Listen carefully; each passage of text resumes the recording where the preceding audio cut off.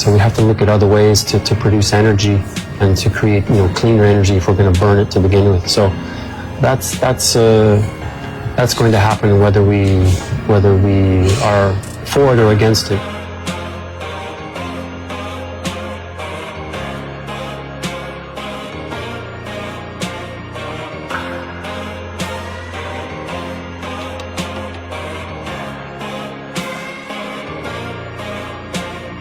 From post-Soviet energy landscape to South Asian biofuel ventures, what did these early experiences teach you about global leadership?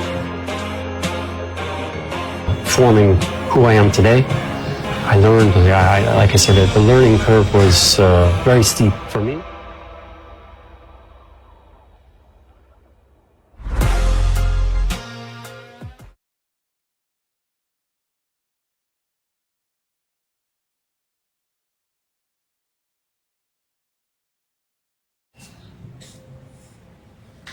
Hello and welcome to another episode of MarineX Radio powered by Eugene Infra and Dmet Club. Your deep dive into minds shaping the maritime world. I'm your host Prateek, and today we have an extraordinary guest who needs little introduction in the global shipping and energy space. From spearheading billion-dollar energy initiatives to helping methanol get IMO approval as a marine fuel, he's a strategist, a capital raiser, a boardroom visionary, and above all, a force in global decarbonization movement.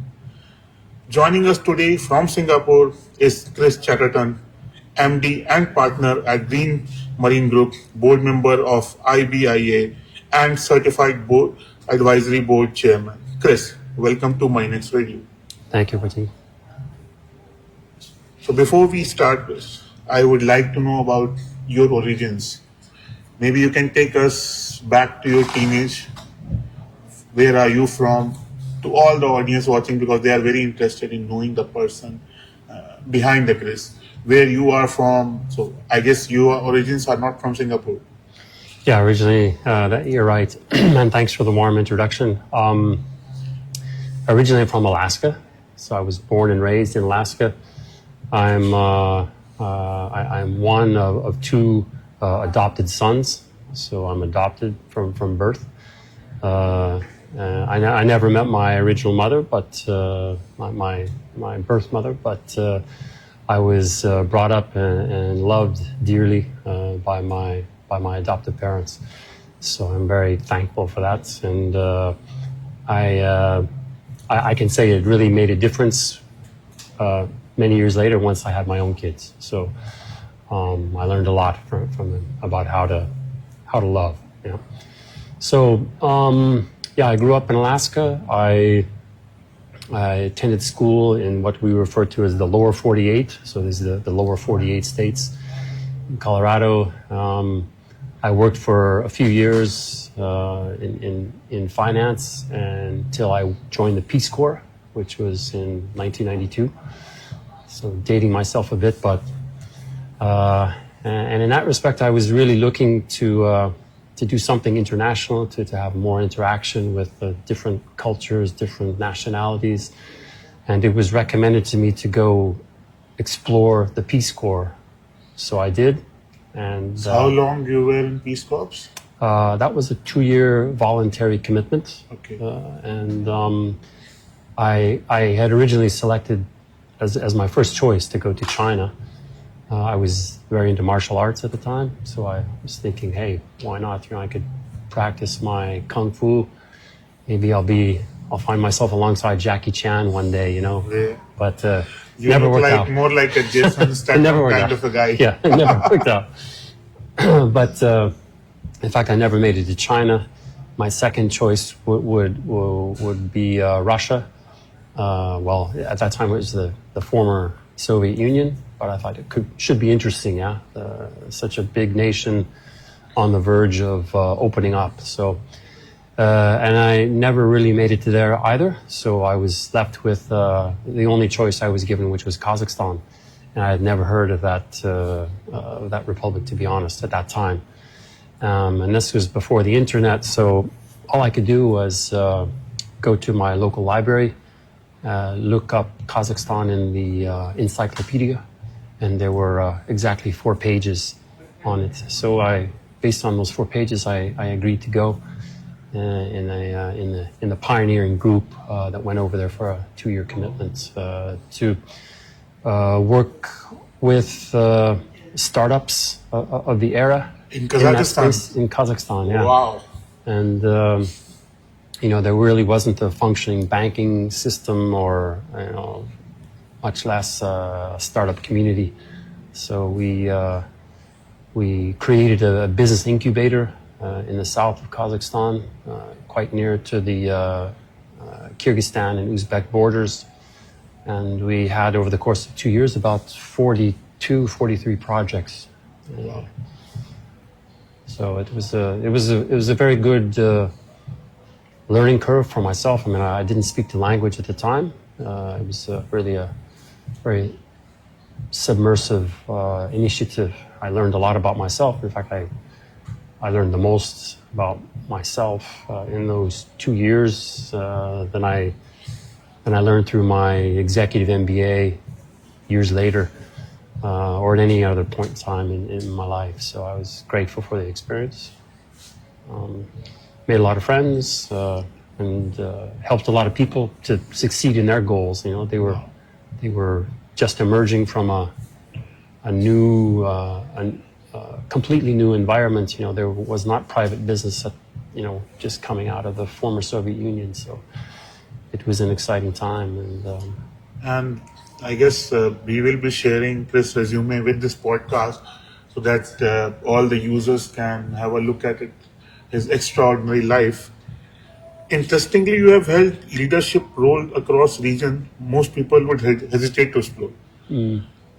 From post-Soviet energy landscape to South Asian biofuel ventures, what did these early experiences teach you about global leadership? Because so you have been there, done that. What others, I guess, won't do. So in my lifetime, if I was at your age, I might not would have gone there in Kazakhstan doing what you have done. Yeah. So, but you, I guess, took the risk and you went there, done what you have told. So, and you have been doing this again and again, and at leadership positions. So, tell me something about that. How that has helped you as an individual, and what did those experiences teach you and transform you as a person? Well, yeah, that's a lot, but I would credit those years and that specific period in my life to really helping, significantly, or really forming who I am today. I learned, like I said, the learning curve was very steep for me. Like I said, I didn't speak the language at the time. I had to learn that all on the fly. I had a few lessons, mainly speaking Russian, a little bit of Kazakh in there, but with a little bit of commitment, I was able to reasonably gain some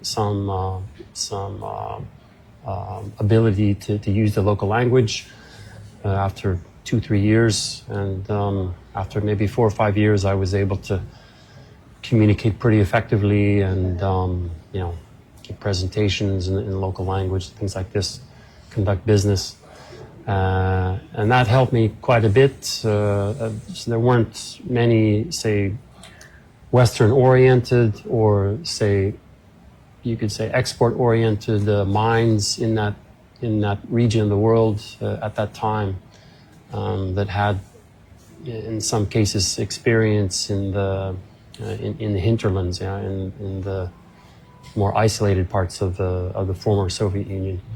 So, for example, in Kazakhstan, we were involved through one of the major accounting, the big four accounting firms, to run all of the large-scale and then medium-scale privatization of, it was all government at the time.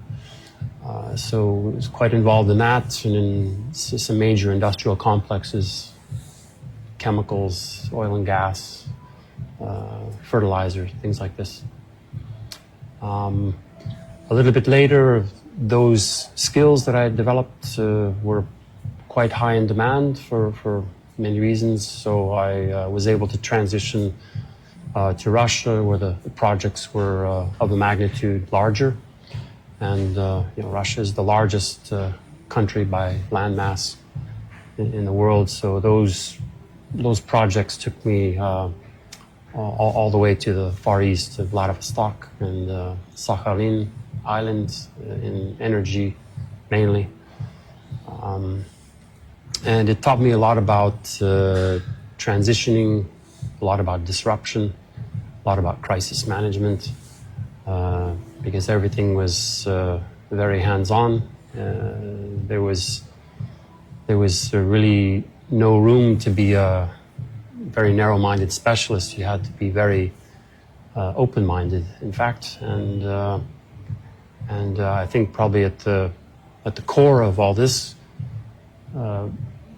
it really didn't have a lot to do with your business acumen or your skills. It had more to do with just respect for the people you were working alongside. Everyone was challenged. This was a completely new territory for everyone. There was no blueprint. So you had to rely on others, who were working in that space, and some had lots of experience, but it was coming from a different time and a different space. So you had to figure out ways working together to overcome the challenges and getting into more of a capitalistic business environment, and how to make money out of it, how to make it sustainable. So, acknowledging everyone's skills and learning how to work with different nationalities, different cultures, and different ways of getting the same thing done. Everyone wanted the same thing, but it was how to get there. So that was. We are talking about when you were 25, 30 years old. You were doing that. Yeah. So at that age, most of the individuals we see now are in self-doubt, self-exploration. I'm talking Indian aspect, because most of our workforce are not happy with the job they are doing, right? Yeah. I guess that can be generalized globally as well. Yeah. But while we see career like you have done a lot of things. So to someone, I can generalize that you were not someone who were encapsulated in a 9-to-5 role. Never. Yeah. So you have always explored different avenues and led transformational organization, because there was, as you said, there was no blueprint for those stuff. So what advice would you give to individuals, 25, 30-year-old individuals who are at the similar stages in their life? So what advice from your side? What shortcomings do you see in the generation, or what are the positive points? A simple advice from Chris, who is now, doesn't look like 60, but Chris at 60. What advice would you give to Chris at 30, maybe? Well, I think, and I see a lot of Indians have a lot of the key components, for success, and that's why you see a lot of Indians, very successful Indians, globally. But that is, you need to be a good person, and you need to love yourself. You need to be able to commit, and I think it's quite important to have a level of respect again for those around you, because it's a lot about people. Whatever profession you find yourself in, it's always going to be about people, and you will always find that the ones that have the very hard skills, will always lose out to the ones that have the very best network, every time. And there's a reason why they have solid networks. It's not often because of their skills, but it's more about their attitude, their demeanor, their their ability to communicate, not only their thoughts but also to listen. So my advice would just be to surround yourself with good people. And if you show me your 5 friends, I can probably show you, who you will be, or the 5 people that you're closest to. So make sure that we are average of 5 people we are around with. Yeah, so exactly. That's the same. That's exactly it. So make sure you're surrounding yourself with good people. With good people. And aside from that, definitely the Indians as a whole, and probably I'm generalizing, but we are. But 1 in 5 people, the most populated country in the world, right? But if I meet if I meet an Indian, and I have many Indian friends even here in Singapore, that if they've come from India, that already says a lot. That's as much of a calling card as you need. It's not easy to say manage to get to the top of the pile, get out of India maybe in some cases if that's your ambition, and then to be successful. So that takes a lot. And for those that haven't been to India, then they maybe can't understand this clearly. But for those that have been to India, it's a major achievement. So I would just suggest to stay committed and stay believe in yourself is very key. Never take no for an answer, because you'll hear that most often. And you have to be ready to as they say, kiss a lot of frogs. On the way to eventually find your prince or your princess. But stay true to yourself, believe in yourself, and you'll get there. So we were talking about your family before we started the podcast. As we get into major discussions, we'll take a pause and ask some questions about your family, because I guess for me, so I'm a family first guy. So family means everything to me. Yeah. So, and people around me also I consider as family. A lot of people believe that it is my weakness, but I have converted them into the strongest strength. So let the viewers know about your family and what they're doing right now, if you are okay sharing with people, because you started that you had a love marriage. Maybe let us take you to how you met your wife, and let's start from there.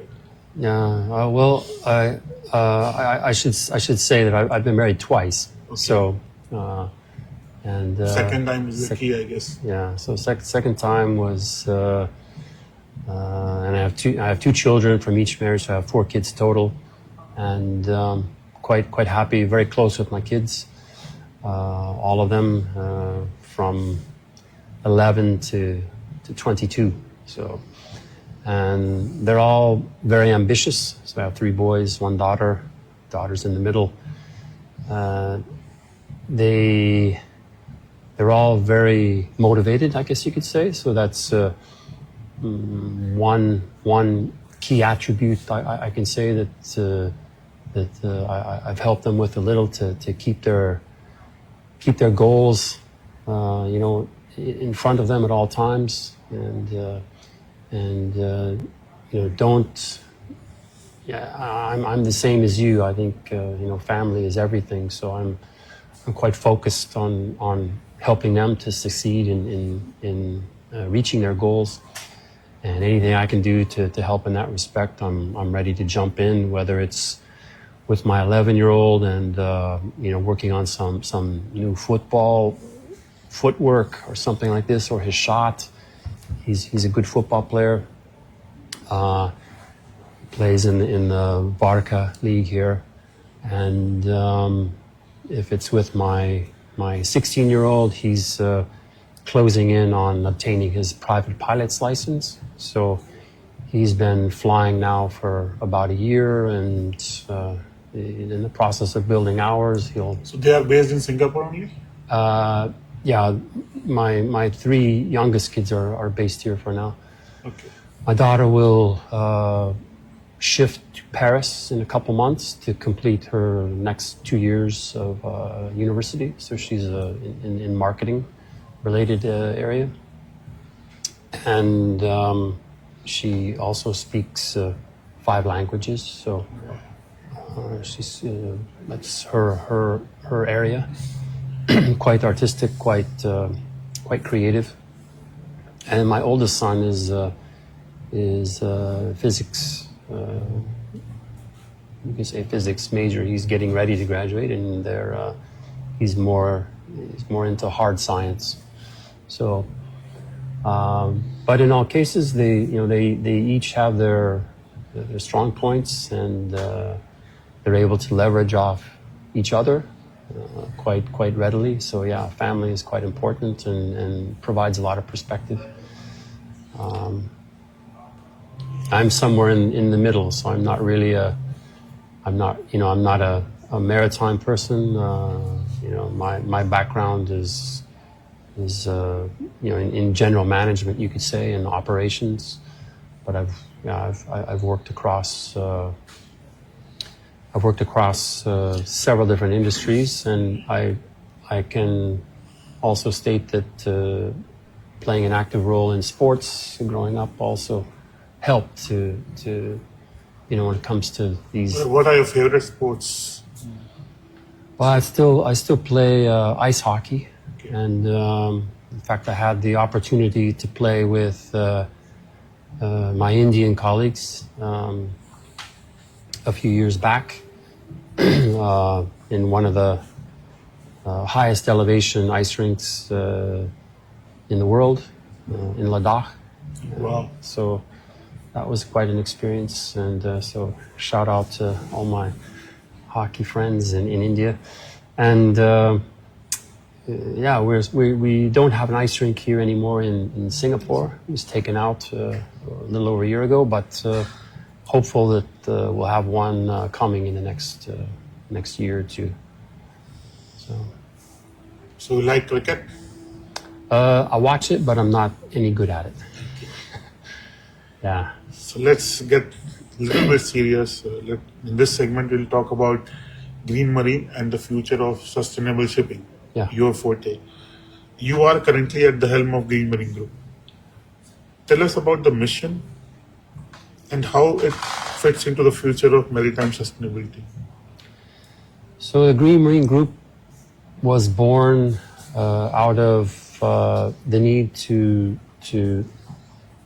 fully support and commercialize methanol as a marine fuel. Green Marine was founded by Frederick Stubner about 2.5 years ago in Copenhagen. Frederick's Swedish, but Denmark is quite a maritime-focused state within the European Union. So the decision to found it there was taken as a result of that. And Green Marine has 3 core competencies, you could say. Engineering is at the heart, so the technology is somewhat new. I mean, it's, just now these vessels are coming into market more at scale, you could say, over the past 2-3 years.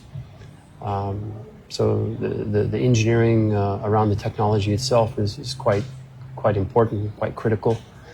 Firm understanding and grounding in that. As a result of the vessels now coming into service, we've launched training. So we're now working with low flashpoint fuels in the future fuel space in maritime in general, which is much different from fuel oil.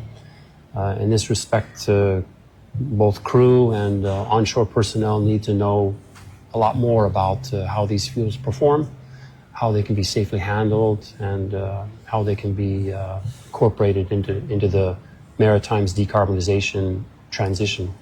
So we do a lot of training. We have key training facilities here in Singapore with Wavelink. We work with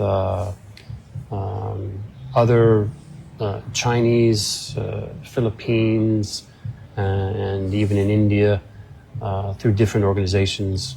We have our own training facilities in the Philippines and in China.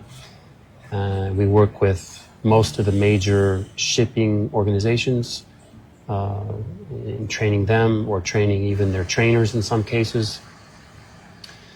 And we're moving to now advise on both at the IMO level for methanol and ethanol, which is another alcohol cousin to methanol that's now coming also into the maritime space.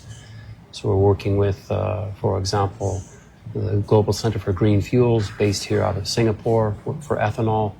We work with the Methanol Institute, which is where I spent the last almost 10 years as the COO, developing the same. So how to use methanol safely as a marine fuel. So how big is the Green Marine team right now? We're about 25 strong. So all based out here in Singapore? No, we have a couple of people here in Singapore. We have several people in Copenhagen, Manila. We're working with other agents in China, Sweden, Switzerland, and in London. I guess as a managing director, from policy to private equity, you are working on multiple fronts. So how do you bridge regulatory efforts, capital raising, and innovation under one roof? If I structure it correctly, as you are handling everything. So how do you structure those in Green Marine? And I guess in your professional career as well? Yeah. So it's important, to stay on top of these innovations. And you could even say ethanol is one of those innovations coming to market. It was really only seriously looked at as a marine fuel, not more than a year ago. It's always been tossed around a little bit, but never seriously addressed. So although it's not a new idea, and certainly ethanol is not a newcomer to the fuel space in general, it's been around for, hundreds of years actually, same as methanol. But bringing them into the maritime space is something, very new, and it takes a lot of innovation with respect to the technology, but also innovation as to how to safely bring it into the maritime community. It's a hazardous chemical, and it has many other applications. We like to say methanol is a universal product, so it's even used as a hydrogen carrier. Ethanol again provides a means and a very credible pathway to decarbonizing any type of engine that it's consumed in. So we look at the engine technology, we look at fuel, we look at the other innovations that improve the efficiencies on board, and there are many of those as well.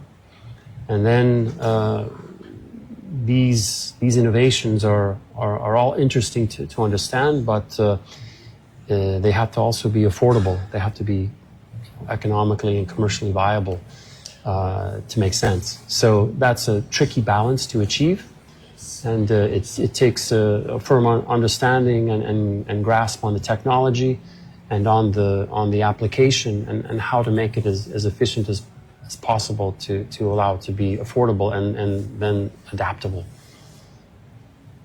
Anything new which the market has to accept, and we have seen this change from coal to oil to now to green fuel. So a lot of capital goes in awareness, a lot of capital goes in pushing policy changes, and there's just a lot of capital infusion is required. Yes. To make that kind of demographic change to the industry. So how does Green Marine look at those capital changes? Are you and does Green Marine raising capital to push these things, or they are working with companies who have access to the capital and who want their fuel out. So yeah. Well, I think it's it's important.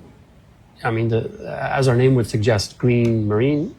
It's a green company, so we're focused on sustainability. First and foremost, we don't believe that investing in renewables or sustainable strategies in general is a nice thing to do. It's the thing to do. Yeah. If we're not focused on that, then we don't have the right focus. That's our main area. So we are constantly challenged to find the right balance across the transition, and if we're talking about the maritime space, of course it depends on even vessel type, on voyage, and on even country of origin of these voyages, or even destinations. So they all have different policies. They all have different sustainability strategies of their own, just as the companies, private and otherwise, that are helping to support and underpin these strategies. So, in getting projects funded, you need to have a very, very good insights, I would say, on how the market is going to develop. So a lot of that, therefore, depends on policy. And we're in a space right now in the maritime industry where there's a very large gap between the targets that are being proposed to decarbonize and the ability or the incentives of those that are tasked with decarbonizing these vessels and the operations themselves, and then how to fund it. So bridging these gaps is what Green Marine is all about. And the people that comprise the Green Marine team are experts in these various fields. So technology, sustainability, fuel performance, fuel production, different feedstock performance. So you need a little bit of insight in all these areas to be able to come up with the projects that are going to be not only bankable but really sustainable. And we see on the production side, for example, on the supply side of the equation with green fuels, not all of these project developers will ever make it to market. How many? It depends on many factors, but the projects are not simple. These are very complex entities. On the supply side, there's also, as you suggested, a lot of risk. There are a lot of investments that have to take place. For example, with the vessels themselves that are capable of burning even just green methanol, there have been something like close to 40 billion invested to date, and they're not even built yet. So the demand is coming, and these vessels, as they're delivered, will have the ability, the option anyway, to burn these low flashpoint fuels like methanol or maybe eventually ammonia. So again, it's providing enough insight to allow both the supply and the demand side to de-risk enough to be able to reach equilibrium and some balance. Yeah. Is there enough acceptance, or is there more of a resistance that green energy is facing right now in maritime industry? Because I represent marine engineers. Most of all my community folks and most of the readers watching this blog will be marine engineers only. Mm-hmm. For now, 90% of our audience is marine engineers, and they have been sailing for many years right now, the active seafarers. And for them, it's very challenging to accept what's coming right now. because they have to retrain themselves. Yeah. And that's pissing a lot of them off. Yeah. So is there a general trend that you are also facing when you are working with industry, Yeah. old ships?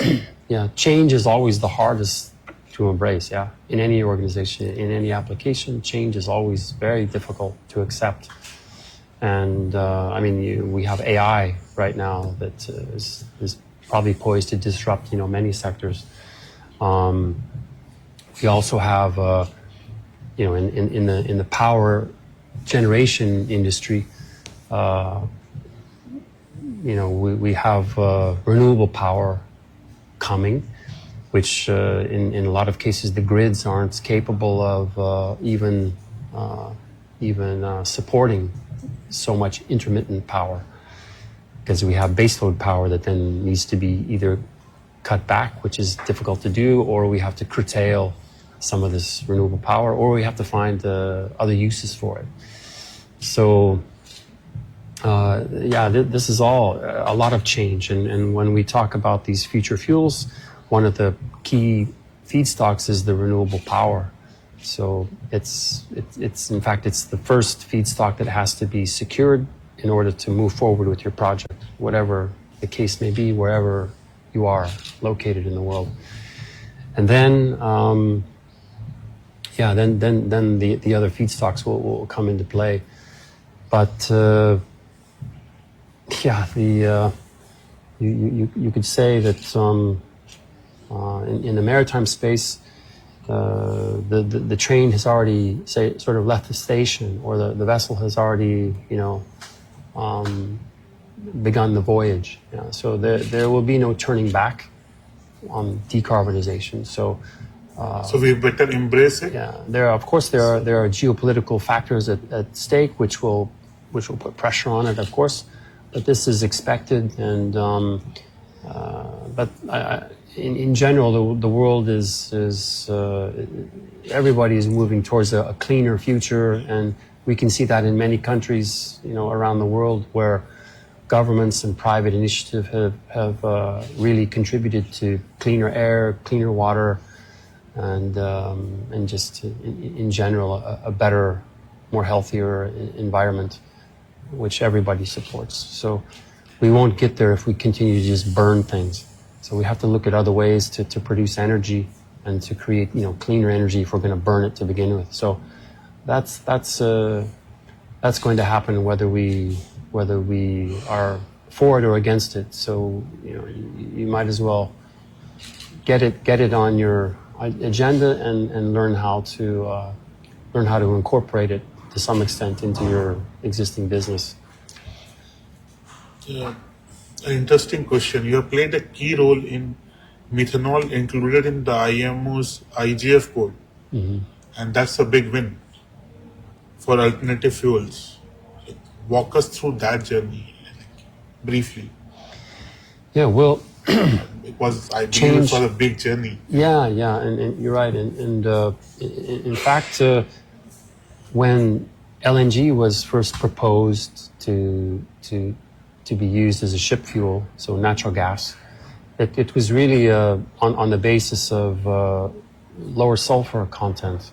That was the focus of fuel oil at the time, was how to further reduce the sulfur content. LNG was and still is a good fuel for such purpose. It was a little bit later that other fuels then were being proposed for the same reason. What are some of the other, even you could call them natural gas derivatives like methanol, but we weren't talking about green methanol at that point in time. In the early 2000s, we were only talking about just methanol, conventional methanol, based on steam methane reforming of natural gas. So it wasn't until a little bit later that certain countries began to address carbon and carbon emissions and carbon footprinting, and at that point the market began to look at, well, what fuels can we incorporate into the maritime space that have the potential anyway to be produced in a more sustainable way that have a more sustainable pathway. And methanol was one of those fuels. And so the IGF code, which was written on the basis of LNG or natural gas, was proposed to be the platform by which all other future fuels would be incorporated into the IMO's future fuel strategy, and how to develop the market for a cleaner fuel or fuels going forward. And in that respect, it took a lot of change and a lot of, coming to grips with, we're so used to working with, as you mentioned, fuel oil for 60, 70 years, and before that, coal and steamships, and before that, wind. So now we're coming full circle, and we're looking at wind-assisted propulsion. We're looking at methanol, ethanol, LNG, biomethane, ammonia, and that has taken a lot of change, because many at the IMO level, for example, those with consultative status, the flag states themselves, and IMO members, didn't necessarily have all these skill sets to be able to assess the viability for these fuels. So it's taken a lot from the maritime community, but I can say that it's very impressive by how far the industry has come in such a short time frame, to be able to get their heads around this. So, myself included. So, as a marine engineer, and most of our readers and subscribers are marine engineers. So, when we sail, or when the marine engineers sail, bunkering is one of the key aspect of our operations, because you need fuel, you need to bunker fuel, and you are a board member of IBIA. Yes. So what are the practical, for those of you who do not know, if I'm right, I guess IBIA is International Bunkering Industrial Association. Yes, correct. And you are the board member. What are the practical challenges you see in bunkering sector transitioning to cleaner fuels? For the bunkering industry as a whole, it's a lot about safety, because when we talk about future fuels, again, these are mainly low flashpoint fuels, and we're mainly talking about LNG, methanol, and eventually ammonia. So it's all about being safe and handling them properly, which isn't anything that the bunkering organizations or those that are involved intimately in the business cannot understand. They're very quick to adapt these new technologies, and everything from mass flow meters to sampling to hose size and pump sizing and things like this.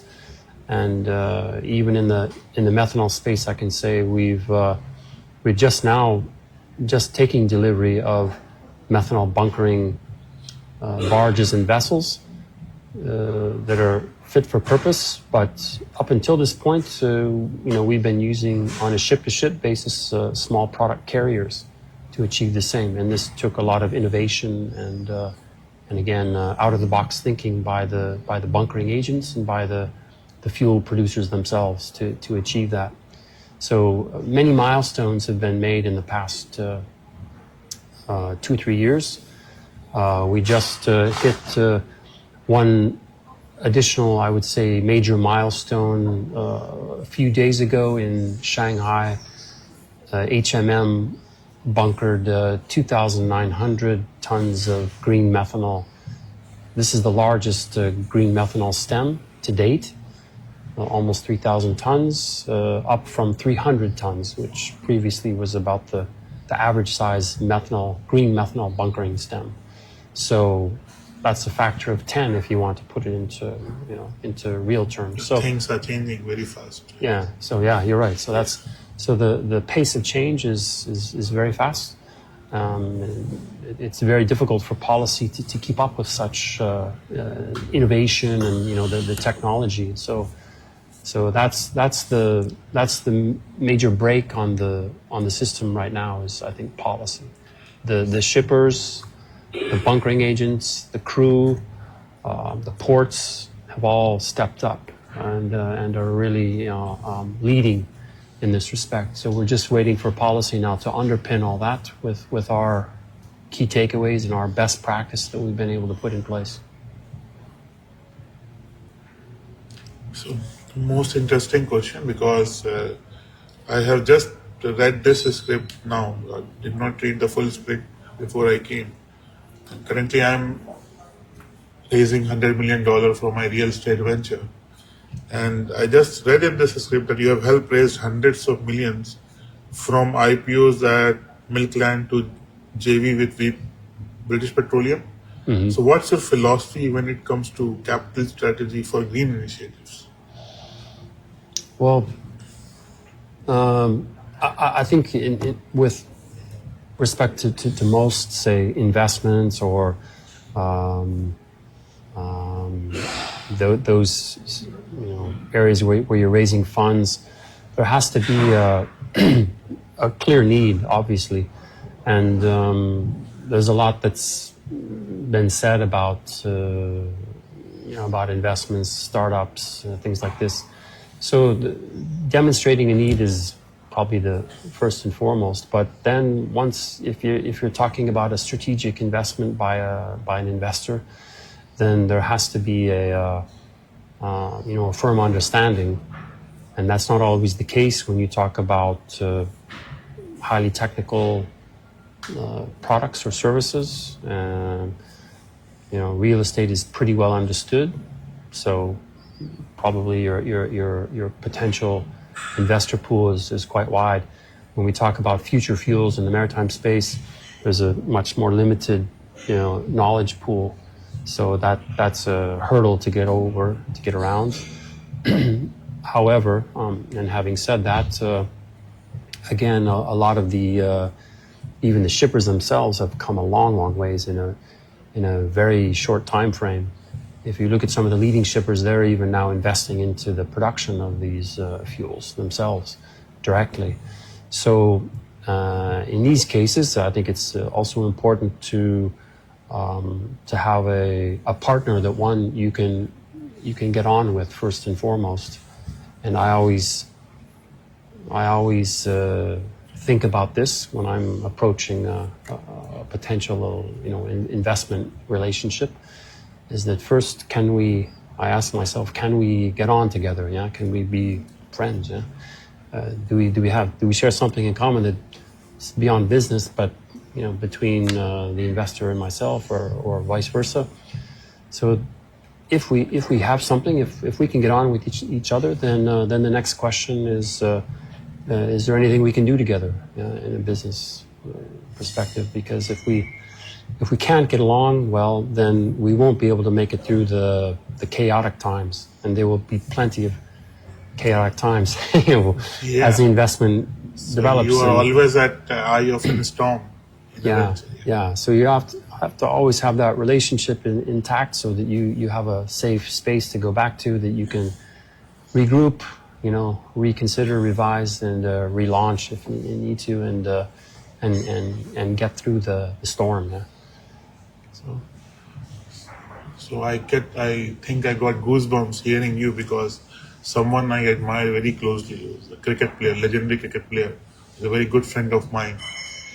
He told me, I will just try to summarize it, choosing a partner in any field is like you choose someone you would like to go in war with. Yeah. Because you cannot worry about what is happening at the left flank, what is happening at the right flank. So that's just like going at war. So if you are not comfortable with that person, and if you don't think he can protect you with his life, with your life, so you should better not go ahead. Yeah. Because things is like a business is like war only. Yeah. And we are always at war mode. Or at sailing terminology, always at storm. Yeah, that's good advice. So, and let's make question a little lighter. Have you been to India? Yes. How many times? Maybe 50, I don't know. 50 times. Wow. You've been to Goa? 40, 50. Yes, I have. How many times? Once. Yeah. So what did you like about Goa? Well, I think there's a lot you can learn about, just about life, and in general from just being in India. Yeah. For sure, for someone like me and like a complete outsider, I can't understand everything about India, but it's such a deep culture and such a rich culture. Yeah, there's many things you can learn, even in just a short time frame. What's your favorite city in India? Name top 3. Yeah, I mean, I don't have like a lot of deep experience. Like I haven't spent months and months on one visit in any one city. But I like Delhi a lot actually. Just because it's so vibrant. You can see everything there. Yeah. But if you go to the south, I've been around Pune and I like just traveling around there just to see how real life is. It's also interesting because Delhi is a bit, it's a global, metropolis. It's just like Singapore. Yeah, it's It's much bigger, but yeah, I know what you. Yeah, you're right. Singapore is like less traffic, less pollution. Yeah, and it's but there you can also, because I don't go there every month, and I haven't been there in since COVID actually, planning to go there soon, but from those vantage points, the bigger cities, you can really see the development. Yeah, every time you come back, you can see, wow, yeah, I'm always amazed. So a lot of business leaders play golf. Do you play golf? Terrible golfer. Yeah. Okay, I play once in a while, but I'm terrible. I should be better at it actually, because like I said, I spend a lot of time with a hockey stick. Okay. And I played baseball a lot. But why I'm asking that question, that we are building a 500-acre golf township in Goa. Wow. So that is something that a lot of investments are coming from the golf community. From golf community, from Maritime community as well, because we are building second homes for them. And one of the reasons why I'm here in Singapore is because we are raising investment to make it a 1,000-acre township. Yeah. So that is something that, that is a sustainable development. Yeah. The core of our development is that one tree, if we are cutting, we are building 2 trees. Yeah. So that is something that I guess core of all the real estate development going forward would be. Sustainable is the key, because you won't have any other option. Yeah. So if you're not sustainable, you won't exist. Yeah. So, and on that note, I would like you to thank Chris for the extraordinary work that you are doing with the community. And we at Dmet Club, Eugene Infra and MarineX wish you all the best. And we will always support you with best of our capabilities. And we would seek guidance from you whenever we need. Yes, you are just a text away, and you have been so humbling. You are so highly recommended by people like Prakash, and who is legendary veteran of the industry. Yeah. So thank you, Chris. Thank you for taking out time. And we'll keep chatting, we'll keep texting. For all the users watching, we will be having more of a Chris as we go forward in our journey. And for today, we say goodbye. So thank you guys for watching it. Stay tuned for more such updates on green energy on Dmet Club and MarineX Radio, powered by Eugene Infra. Thank you. Yeah. Thank you.